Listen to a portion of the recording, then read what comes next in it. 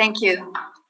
Good morning, everyone. I'd like to call the meeting to order and acknowledge that we're in Treaty 1 territory, the home and traditional lands of the Anishinaabe, Ojibwe, Innu, Cree, and Dakota peoples, and in the national homeland of the Red River Métis. Our drinking water comes from Shoal Lake 40 First Nation in Treaty 3 territory. My name is Lynn Nesbitt. I'll be chairing the panel today.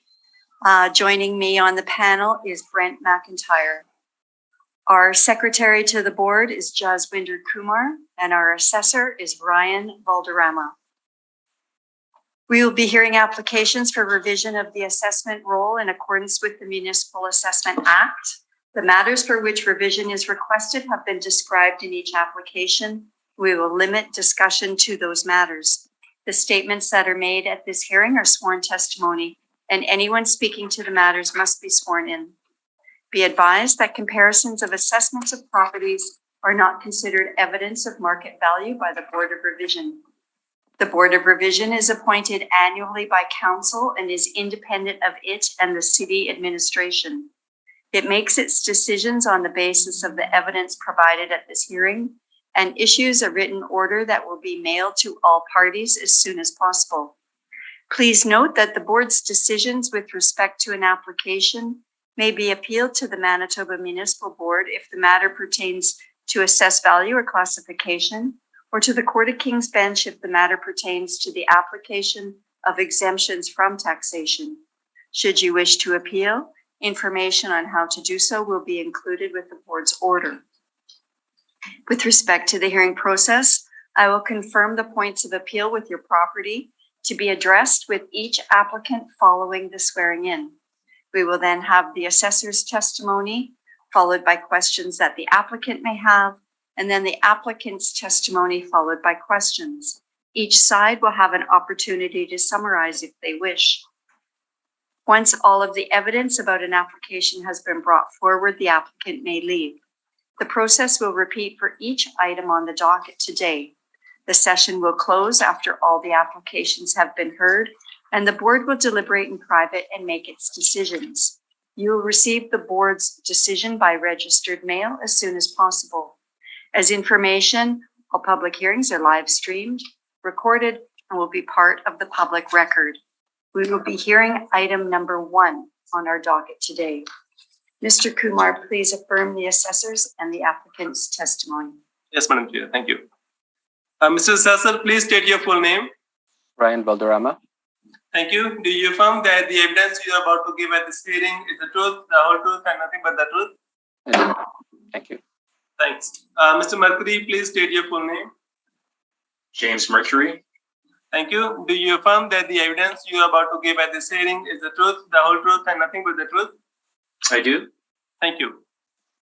Sneakle, please state your full name. Rocky Meeker. Thank you. Do you affirm that the evidence you are about to give at this hearing is the truth, the whole truth, and nothing but the truth? Yes, I do. Thank you. Thank you very much. I understand that today we had 3 points of appeal that were noted for this property, value, class, and liability, but class and liability points of appeal are not going to be proceeded with. Is that correct? Yes, that's correct. Okay. So then, Mr. Valderrama, I guess you can start by reading in the property and we'll proceed right to the issue of evaluation. Thank you, Madam Chair. The property has a file number of 22-1851. It has a roll number of 12000658100. The property is located at 1 Morley Avenue. The property has split assessments. The first one,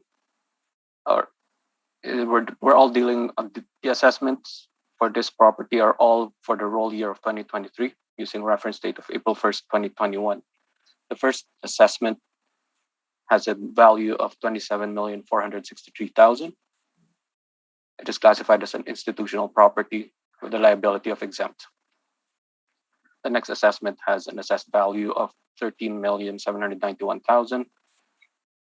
It is classified as an institutional property with a liability of taxable school tax exempt or school exempt. Sorry. And the last assessment has an assessed value of $2,961,000. It has a classification of institutional property with a liability of taxable.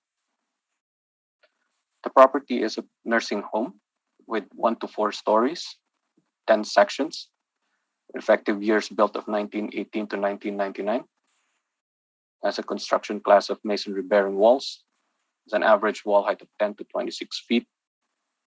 It is zoned as educational and institutional. It has a land area of 1,026,368 square feet, a plant area of 139,212 square feet, a gross floor area of 386,684 square feet.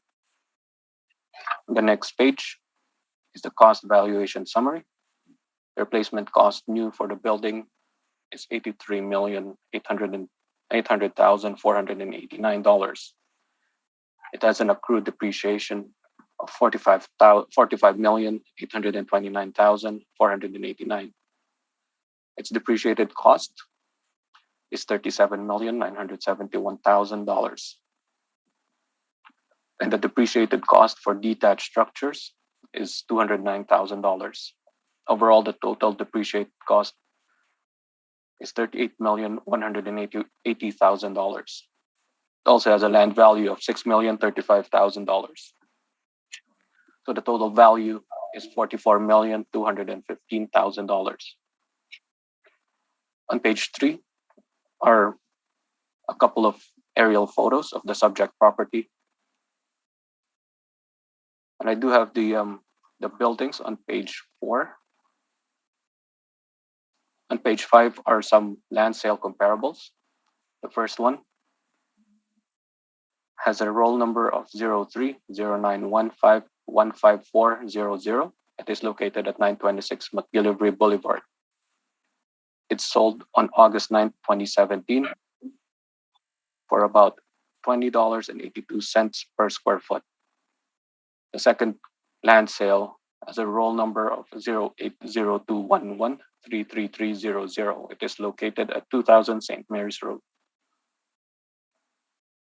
It was sold on July 26, 2011 for about $11.13 per square foot.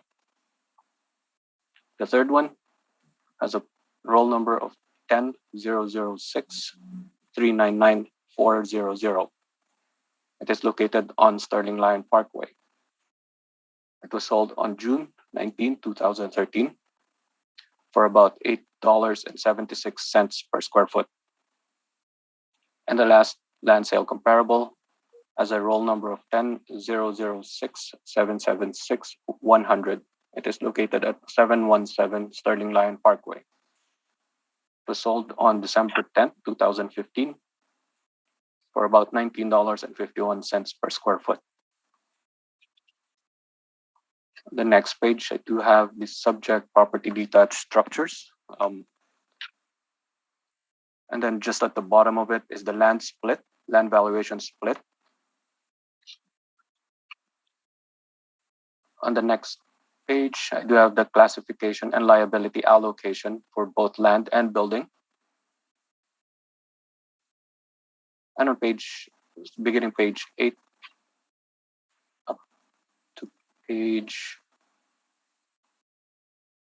17 is where my cost report is for the subject property. And Madam Chair, if I may, there are multiple assessment years being dealt with amicably at the municipal board, along with other PCH properties, and I request that this property be confirmed by 54-1. That's my presentation, Madam Chair. Thank you very much. Mr. Neufeld, do you have any questions? Yes. Page 4. Did you tell us which one of these structures contains the PCH area? I'll just refer you to the cost reports. The PCH buildings. Let me just go through this.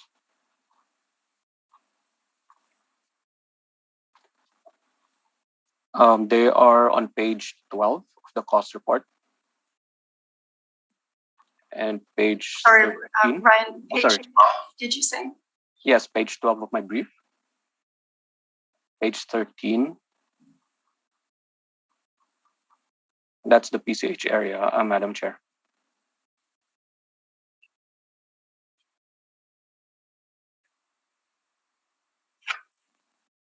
So they total about 13,277,000. So that should then relate to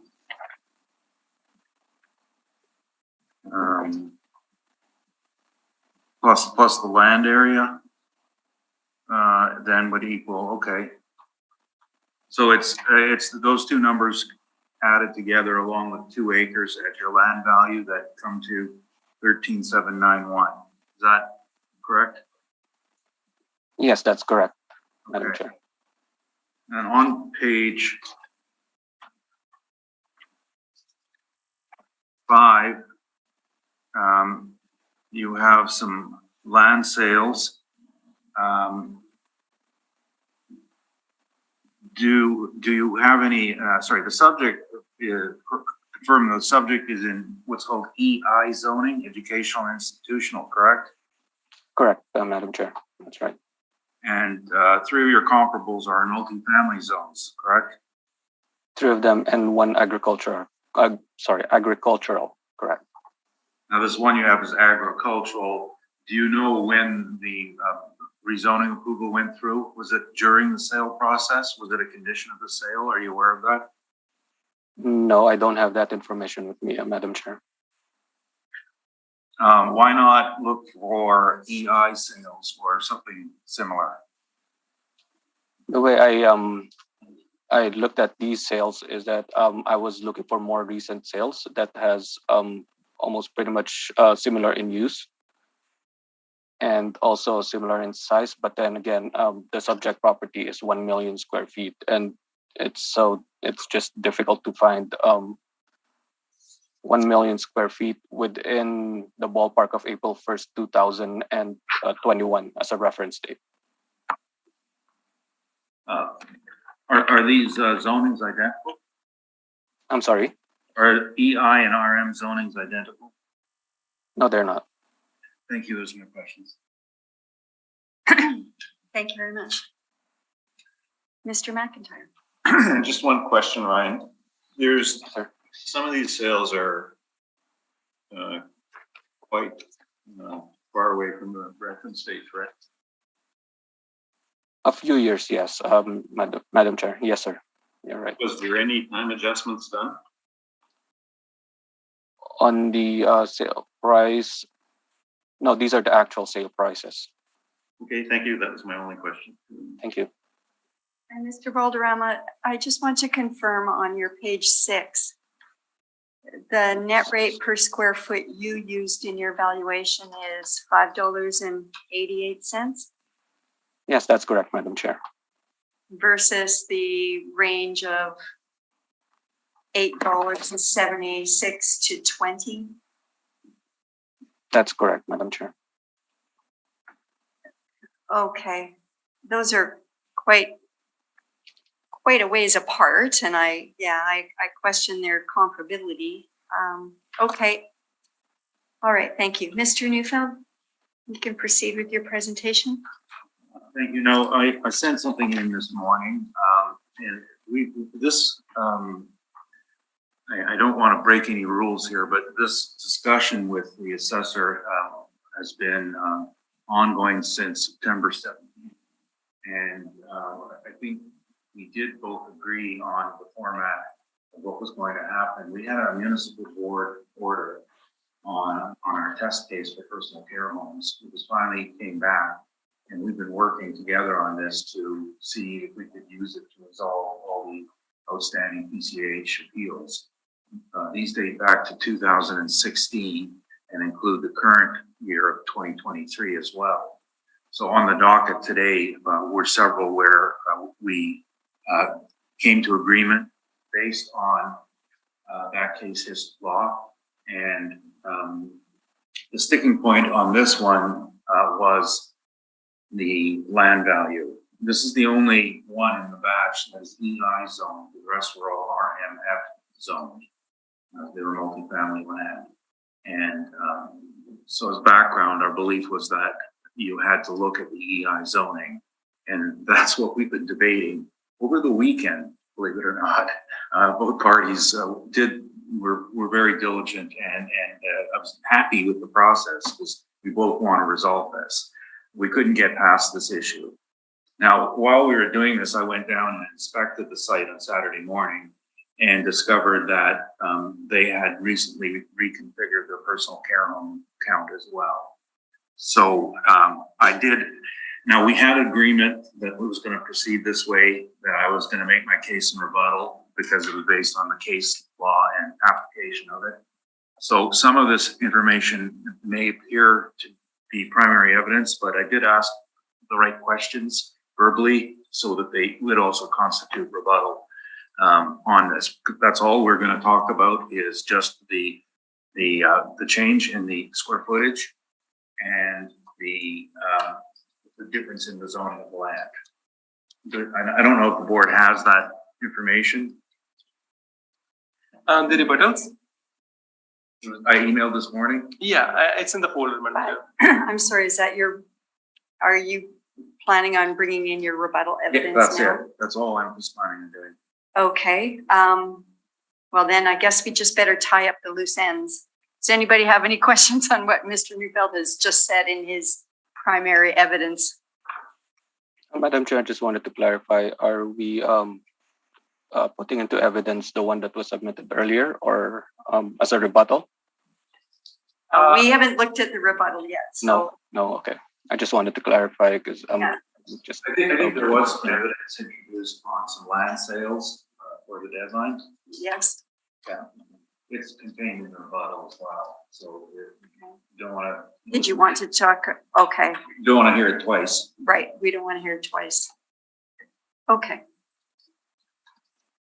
I have questions, Madam Chair. yeah, okay. Okay, go ahead, Right. Mr. Neufeld, with your rebuttal, but we need to get it first. I don't think we have it in front of us yet. It's in the folder, Madam Chair, yeah. Oh, okay. Must Do I be have, the third item?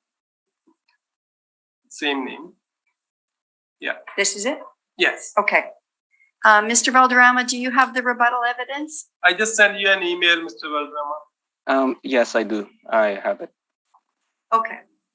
And Mr. McIntyre, you got it? I have, yes. Okay. All righty. You can proceed with your rebuttal evidence, Mr. Neufeld. Thank you. I'm going backwards. Oh, confuse us more. Page 57. Page 32. Page 32. Okay, let us get there.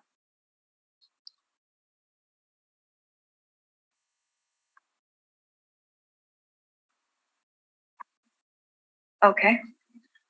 This was the case law I spoke of, and the first appeal was for the 2016 year supplemental, and it's taken 5 years to get it before the municipal board, and then another year for the decision, which we just got in September.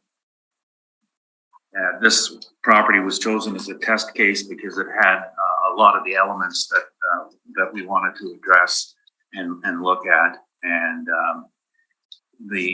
there were 5 issues brought in. And our primary reason in the beginning was right from the beginning is that the better homes, the newer homes were being assessed at, in some cases, 10 times higher than the lower quality homes. And I think ethically that bothered me because you don't provide better care for your seniors and then tax them more for it. This is for the public good. This is a positive thing to do to have better facilities.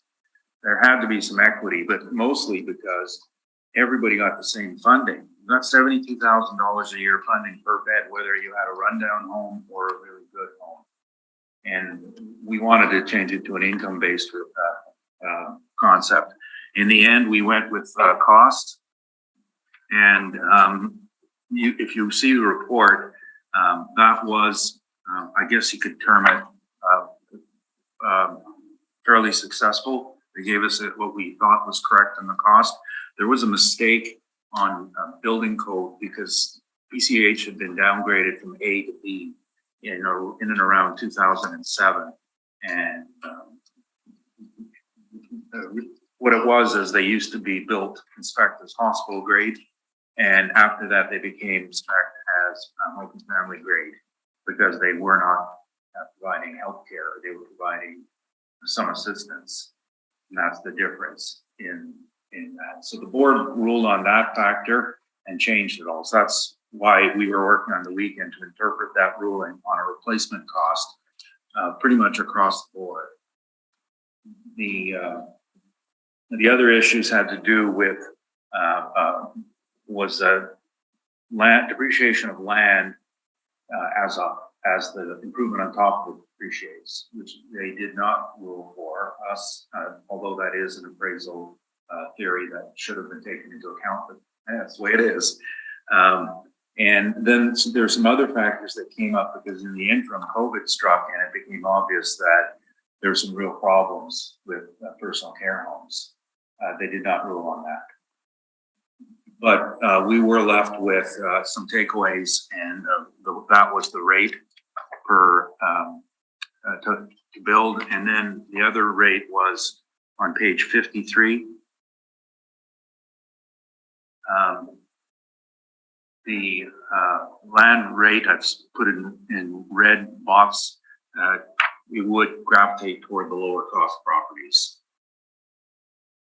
So the reason the others were resolved is we just took this ruling and we used the cost that they put in here, applied it to the other 7 properties that are gone. We used the assessor's depreciation, which was what the order said. And then we gravitated towards the lower end properties. So our sticking point on this one was quite simply that the difference in the zoning. And if you read this through, you can see a couple of places they were critical of me. And it's a bit of a misquote because since it's in evidence, I didn't come out and say, use the bad properties. I said you can build a PCH anywhere because it's permissible to be built anywhere. So one should look at these different zonings. You should look at A zoning because it can go on there. You should look at EI zoning because that's where it's meant for. They interpreted it narrowly, and this Fulton was RMF zoning, and that's what they used. So in that spirit, and that's where we were having a disagreement on. Going back to the front, I am going to speak a little bit about other assessments, not to compare assessments. It's to compare methodology. The numbers, I won't recite them, you can read them, but Switch page. page 1, I'm going back to page 1. So there are approximately 40 PCH in Winnipeg, and 4 are in EI zoning. Coincidentally, they are all on the campus of a hospital. And there appears to be a different methodology in place as to those lands. And we were looking for some consistency. And then there's the regulatory issues. EI and the regulations are actually on page 6 starting. So this is from the city's zoning bylaw, the current one in place. So EI is as you can see, it's for large and significant campuses of a non-commercial character. And that says it basically. The only EI zoning in Winnipeg in place right now is on hospital right now. And I'm not entirely sure about the U of M or Red River, because I didn't even look at them because they're covered by different acts. But it's not the working how EI works is on page 7.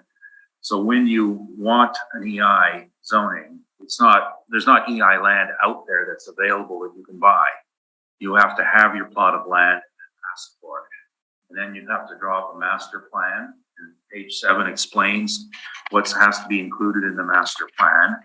page 8, if you want to make a change, you have to get approval from the planner to make your change. You have to amend your master plan. So there's another approval process. You do not have the freedom to change it, even on permissible uses. It must follow the plan, because as page 6 says, that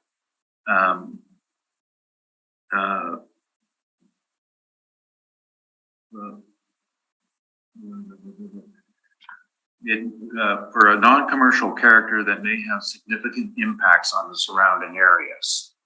So EI is not for everyone. The next step on the regulatory side of it is provincial. All these properties come under the control of either the Ministry of Health or the Ministry of Education, and they don't take their properties and convert them, nor could they easily get permission to change it. There's a policy to go through. Disposal of schools, we've seen it. It goes through the process of first the school division and then the province, and then there's offerings to other parties. It's not a simple thing to do. And then there's the public, who have their voice in it too, in the opposition to closing and shutting schools and healthcare facilities. So that's an additional regulatory issue that does not face the rest of the public. Even the city doesn't have that problem. When they choose to demolish the lot next door, it was relatively simple, except for that 100-year-old caveat that they had to deal with. But it's not a hardship for them. It's a greater hardship for people who do, for the government that is supplying the service. The concept, I'm still on page 1, of highest and best use in the case of EI is not reflected on the value of the property, on the value to the community, on what does it contribute to the community, not itself. So it doesn't keep that value. It doesn't keep any value. It impacts the community. So it's a concept. The other type of similar zoning is actually PR zoning, which is a park zoning. Most of the schools are on the park zoning. And if you look at the zoning maps, generally they're co-located with community parks as well. So then it's treated as one unit to share facilities.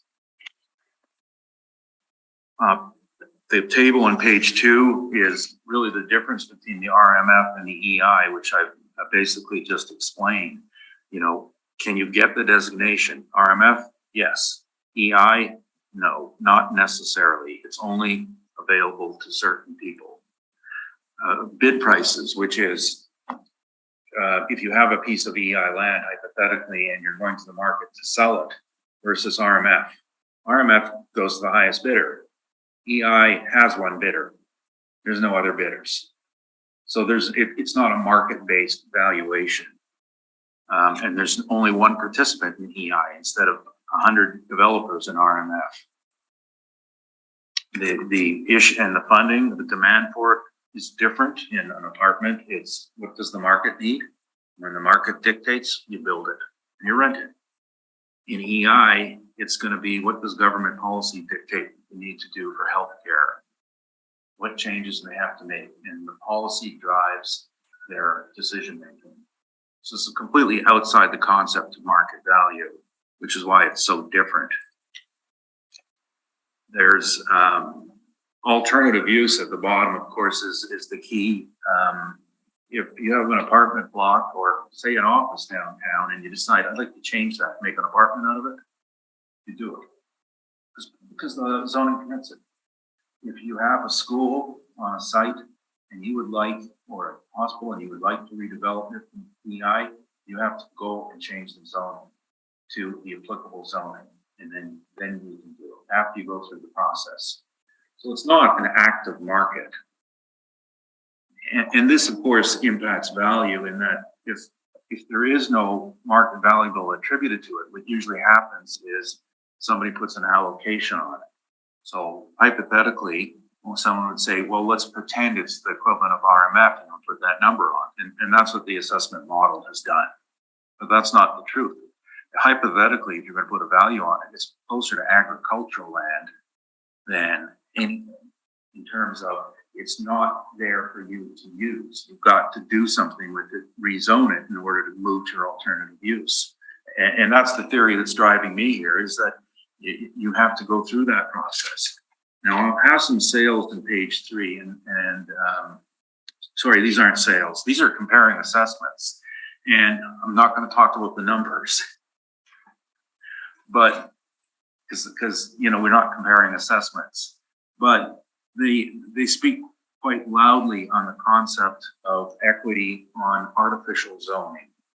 EI is an artificial zone, PR is an artificial zone.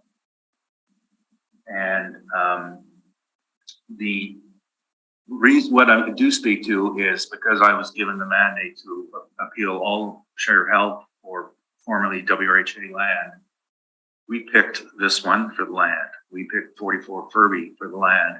We picked 2109 Portage for the land, which has now gone away. There is no more land value to be concerned. We picked them because the numbers were not the same as everybody else. That's all I'm telling you about the motivation. There's a factor that is a physical factor.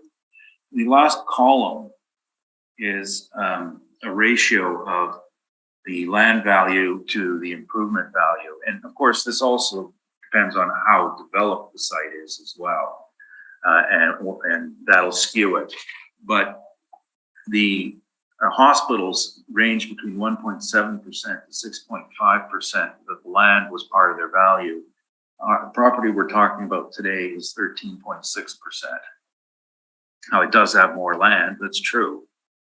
But 44 Furby, which we're also dealing with, is completely developed. There is no free land, and it's at 16%. So these are errors in the model that I'm showing you. The model should have picked this up on a ratio and done something with it.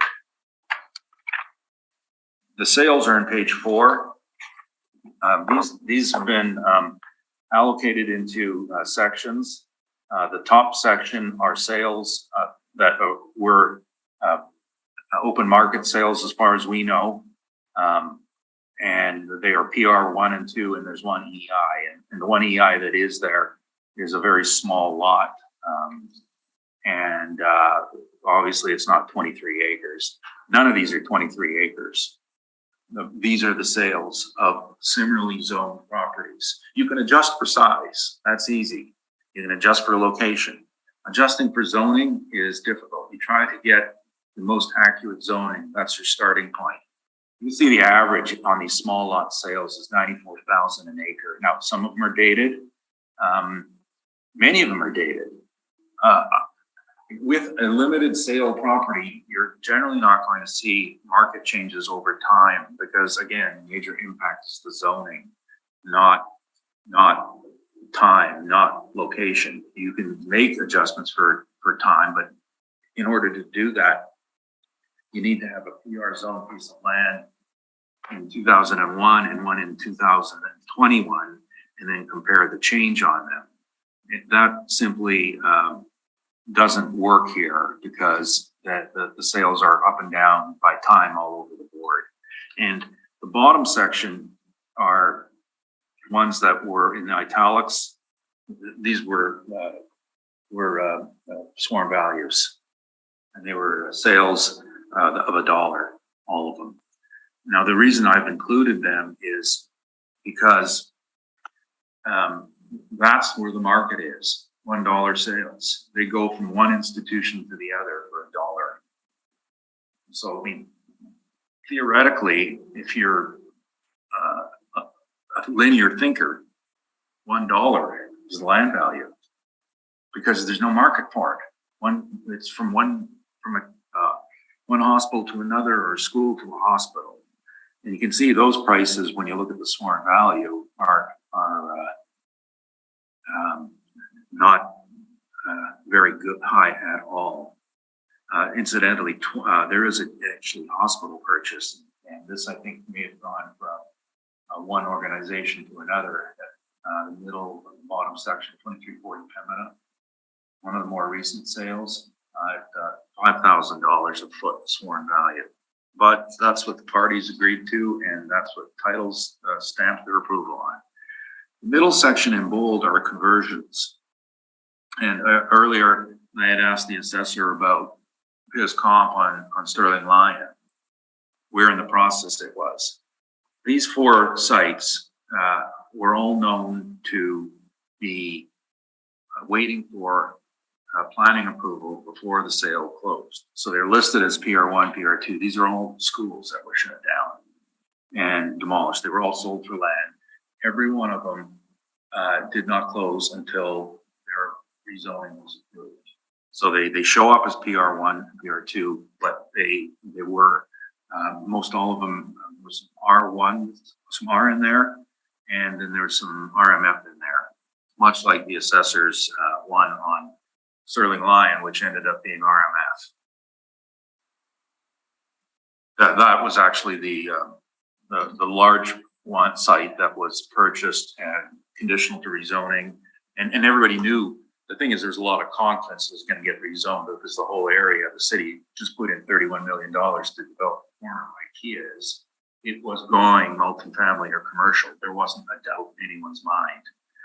Whereas if you purchase Morley, you're buying a big question mark. Page 5 is the hospital designations regulation. And just to show you that Riverview Health Center is a designated hospital.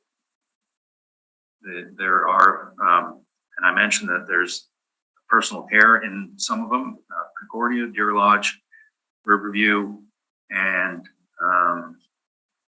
what was the other? Misericordia. They all have personal care, and they're all registered hospitals. And that registration tells you that they're not going anywhere. We do have the zoning in pages 14 and forward, and you can see that the EI, which is 2/3 of the way column across, it has some uses that are approved and some that are not approved. Most of the uses are on page 15 for community facilities and education. And there are group living is on page 14 is approved, and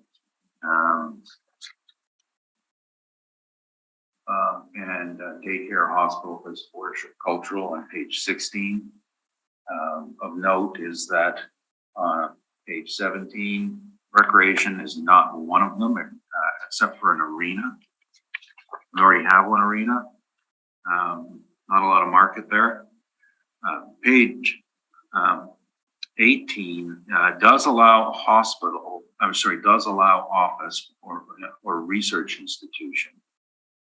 But in the personal services side, it's only medical based facilities.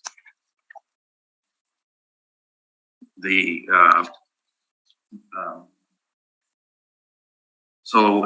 can see from that the permissible uses are very small. Now, most of the uses that EI can get are accessory uses, and that's page 22. Accessory use is based on the way it supports the main usage. So if a hospital is on a site and they wish to establish a caretaker's residence, they could under the accessory use table. But you couldn't have a caretaker's residence without that. Outdoor drinking area, you can do in a hospital, but you can't do it by itself. Page 23 to 26 is just some theory from the Appraisal Institute. What we're focused on here, page 23 is kind of the highest and best use flow chart. Page 25 discusses the probability of a zoning change. So in this case, I was speaking about the lands Sterling Lion assessor brought up. Well, the probability was high. It was known. The probability of redeveloping Morley is not known. And that's what this highest and best use speaks to. You can use a different test for your highest and best use if there is a high probability. There is zero probability, or I shouldn't say that, there's a very marginal ability to redevelop those lands. Page 26, this is from the same textbook with the previous edition, and it talks about special purpose properties. And it's just a recap of everything I've already said about establishing the highest and best use of the land for your valuation. So essentially our issue our all along is that the lands have marginal value. Many cases in Canada, and I had to listen to this story too many times, the Gander Airport story, the Vancouver ferry stations assessed at $10 because they're a public good. Well, an EI land is public good. It's the same concept. We're amenable to looking at having a nominal value on this, but it has no market value.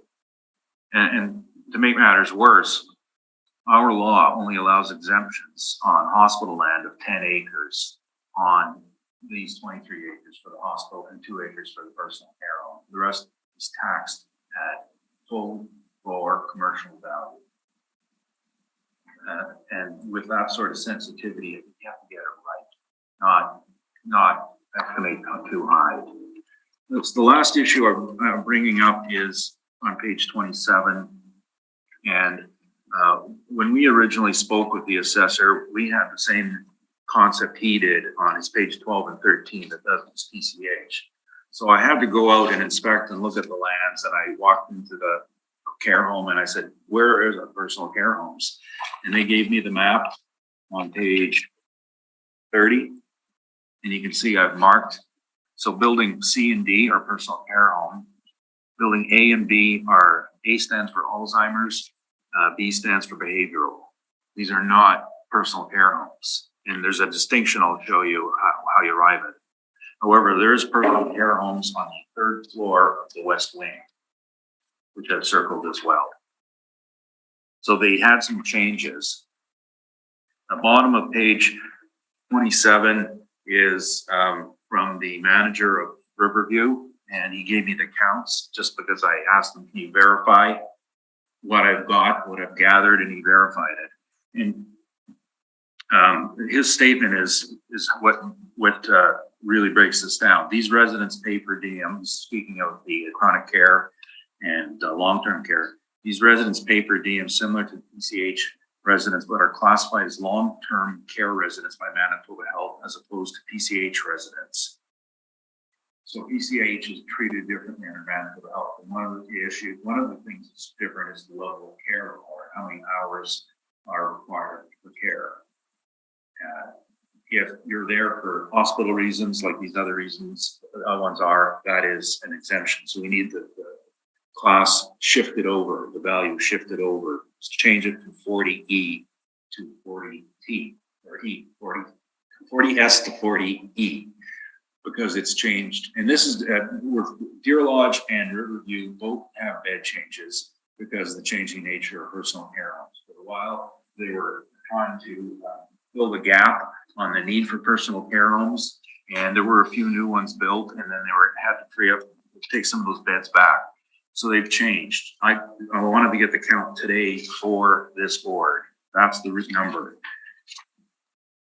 On page 29 is the workups. On the top one is it's the last column to look at. I'm not putting words in the assessor's mouth, but I think there was some goodwill to arriving at those numbers. We were discussing that number of 11,675,000 plus, but then we had disagreed on the land. And this is just a natural extension of the case law that you just introduced in the beginning. The cost to build in marked in red 175.13 as opposed to 202.77. That's what the board order reflects. And so how can I say this? The 7 you're not hearing today were all settled at 175.13. And I don't think that's the sticking point today for us. Our sticking point is the land value and the change in the bed count last minute. Totally my fault for not being up to date on this, but it's just the truth. And then I did look at the $209,000 for site improvements. I think they're all hospital-based site improvements. So we reworked the numbers below, and on the furthest right-hand column are the square foot areas. West wing, total 65,000 feet, so that's 16,000 per floor. C and D is 78,000. The basement of C and D is 4,300, and that's 99,651 versus 115,455. Same rate that we agreed for all the others on. That taking off the site improvement, that's 9,897,271, not including land. And then our concept of the land is that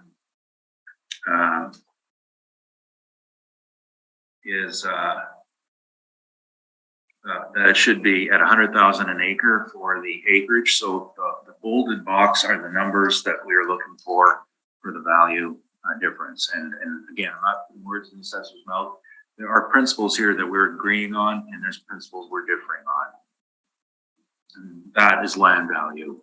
And then the last minute change I did, they haven't had time to review, and I respect that they need time to look at it.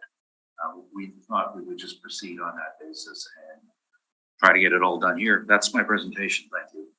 Thank you, Mr. Neufeld. Mr. Mercury, do you have anything more that you'd like to add? Nothing much further to add. I just on the land value issue, I think just to summarize Mr. Neufeld's point, and whenever we do a land value comparison, we're obviously attempting to look for sales with similar or precisely the same highest and best use. And obviously zoning is first and at the forefront of what we're looking at.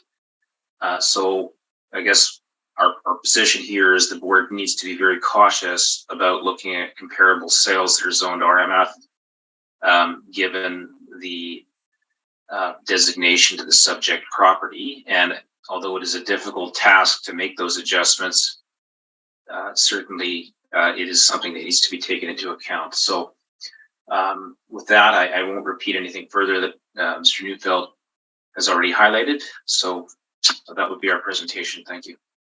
Thank you, Mr. Murphy. Mr. Valderrama, do you have any questions? Yeah, comments and second questions actually. Just to reiterate, earlier the board doesn't consider assessments in their decision. So I just wanted to reiterate that. And also with regard to questions, dollar sales. It was mentioned earlier in the presentation or rebuttal or what. I'm not sure anymore which one is which during the presentation, if it's an evidence or a rebuttal. But dollar sales, are they actual sales? Can you point us to the page? No, it was just mentioned earlier, Madam Chair. Okay. And I just took note of it. Dollar sales, are they actual sales? Well, in this style of land, that's their typical way of transacting. It's between parties who are occupying or who have similar uses. I mean, it could be from a trust organization or a community organization to another community organization, and they're all receiving their funding from the same source, the government. So they say, well, I can't make a profit on this, I can't charge you for this, and I can't sell it to anybody else, and we're both funded by the same party, so what does it really matter what number we put on it? The same party is going to pay for it. And then they go to the titles and say, well, you need to know a fair value. So this is our fair value and this is how we're buying it. So I'm not saying you're going to put a reliance on the sworn value. What you have to look at for these sales is that this is the typical way that EI or PMR is transacted. It is not outside the market. The amount of sales like this is extremely high in proportion to the number of total sales. You won't find this on RMF land or C2 land. It'd be very rare to find the dollar sales, maybe 2 or 3 out of 100. Here we've got 9 out of about 30. It's different land. That was my point. Okay. And another point on dollar sales. Would dollar sales be also refinancing? No, I don't think so. And yeah, there's so many information on this presentation that I find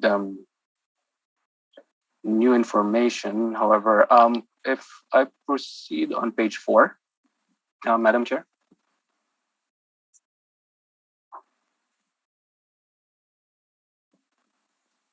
There's sale date column. So these, would you agree that these are all dated sales? Way back 2004, 2011, 2008. No, as I said earlier, the concept of market, of time on sales like this is not as important as market sales. They don't change because the market changed. They changed because funding changed. So if you chase time, in my opinion, that would be inappropriate. Don't disagree that time could have a factor here, but you can't quantify it like you could with a market sale. Market sale, you take paired sales, you do an analysis, you see the movement over time. You can't do that with these. There are different forces that work on them. And these are every sale that Sabre tracked up to April 1st, 21. Everything was shown. Actually, I took 2 sales out that I knew were crazy because they were personal knowledge, but I forgot what they were. So if I look at the sale on Beaverbrook, which is more recent, 2014 though, it looks like, is it a market sale at 613,000 per acre? No, what it was a conditional sale. So the sale was based on getting approval. The sale went through titles. I think it was 3 months after council passed their zoning change to RMF. And you mentioned earlier that there's some sort of a limited development on EI lands. Is that correct? Well, the development on EI land is based on a master plan for the campus who took out the master plan. So it's not a question of, I would like to put up a convenience store in the corner. It's, what did you originally propose here? And you go back and get approval for it and see if it fits. And it's not a coincidence that every EI zone piece of land in Winnipeg is only does healthcare or school. Okay. Madam Chair, if I may, I would like to submit my rebuttal or show the rebuttal. Yeah, I think we'll just wait until we see if the panel has any questions. Okay, Madam Chair, yes, that would be helpful. And are you done with your questions, Mr. Valderrama? Subject to follow-up, if I may have, yes, I'm done for now. Mr. McIntyre, do you have any questions? I have no questions, thank you. Okay, yeah, neither do I. So I guess the floor is yours, Mr. Valderrama. Yeah, for my rebuttal, is it? Let's just get to it first, and then we. Let's put that into the folder. Okay, thank you. I'll print it for you. Mr. Oh, okay, nice. Okay, let's just make sure we have it. It's almost similar to what Mr. Neufeld has submitted on his Yeah, we're rebuttal / evidence. Oh, I think we're both agreeing. It's so much last minute that I'm not having objections.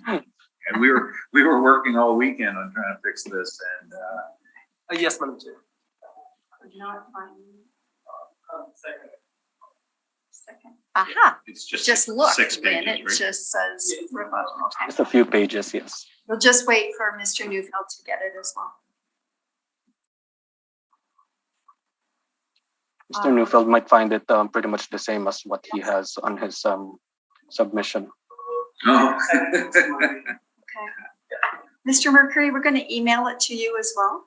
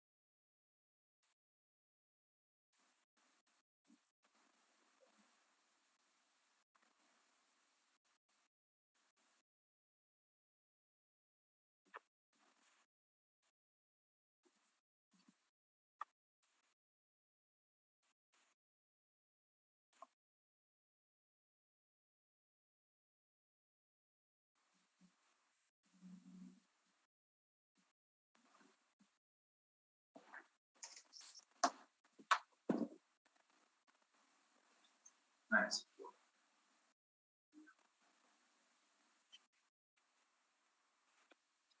And send you an email, Mr. Mercury.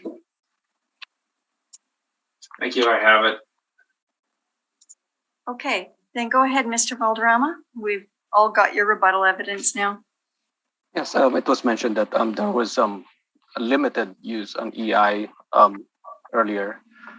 I just wanted to highlight on my page, second page. It's not. Oh, I forgot to put the pages on it, but it's the second page.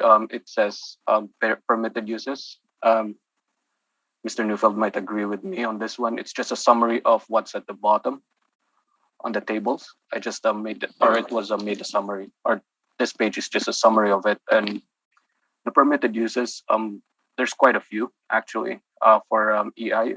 I may go through them, Madam Chair. It could be multi-family dwelling, could be used as an assisted living facility, care home. It has an asterisk, meaning there may be some additional standards that may be outlined in the bylaw. A dormitory, neighborhood rehabilitation home, which is also asterisk, single home occupancy, community recreation center, library, post office, carrier depot, protection and emergency services, social service facility, college or university, commercial school, elementary or junior high, senior high, community gardens, park, plaza, square, playground, daycare center, also on asterisk, hospital, place of worship, cultural center, gallery, museum, excuse me, sports or entertainment arena, stadium, indoor, hostel, office, research institution, medical, dental, optical, counseling clinic, minor utility facility, asterisk, and recycling collection center, to name them. It's nothing new to what Mr. Neufeld has submitted. It's just this one has the summary of the permitted uses for an EI zoned property, Madam Chair. And I think all the other charts, I think Mr. Neufeld has them also. So I think that's all the rebuttal I have, Madam Chair. Thank you. Mr. Neufeld, do you have any questions? No. Mr. Mercury? No questions. Thank you. Mr. McIntyre? I have no questions. Thank you. Neither do I. I have no questions either. Is there a requirement or a desire for summation, Mr. Valderrama? None at the moment, Madam Chair. Mr. Neufeld? Well, you can't say not at the moment. It's now or never. No, none. Sorry. Okay. Yes, I do. See Okay. how I said it. First of all, I thank Ryan and Supervisor Brian. They were worked overtime on this. I don't know if they paid overtime, but there was a real desire to resolve this. This is 6 years of trying to come to deal with the problem, and the board ruled, and we're following the rule. Maybe I disagree with some of it, but this is all that they said. So this is all that we're looking for. They were not direct on the concept of the land value. They simply said, look for the lowest cost land. Now, what we have here is a difference in zoning, which is primary. The land isn't worth the dirt. The land is worth the rights that are associated with it. And what can you do with it? Now, something of note, and I know Ryan got this list here, a quick count, 29 items, 21 are pure nonprofit uses. The rest are not major uses. This is the concept behind EI zoning. And the other thing which we have to remember is that these aren't uses available if I wanted to go to the site and put up a multifamily dwelling on the site. This is if the hospital wants to do it, and it fills in with their master plan. That's the big difference. It's an artificial zoning. So we're looking for a rate that is subjective and put in place. And I think in this case, equity rules. Yeah, we're not supposed to talk about other assessments. It's kind of bothersome when you look at the list of the way the other EI zone lots have been assigned property values, and that's the word, assigned. Artificial zoning equals artificial rates. They should be consistent. Other than that, the idea of the settlement on this, as I said, we had some good fruitful discussions. That was their stumbling block, the land, and then at the last minute, the change in the usable area. We don't want to go back to the board and argue this all over again, but you know, we spent 6 years going this far, and we were correct in our view that there was a problem with the costing, and we were hoping to use this opportunity to fix it all. 2 care homes are being left affected by an artificial land value. Thank you. Thank you very much, Mr. Neufeld. Mr. Mercury, do you have anything to add in summation? Nothing further. Thank you, Madam Chair. Thank you very much. Well, then we've heard all the items scheduled, and this hearing is now adjourned. Thank you very much.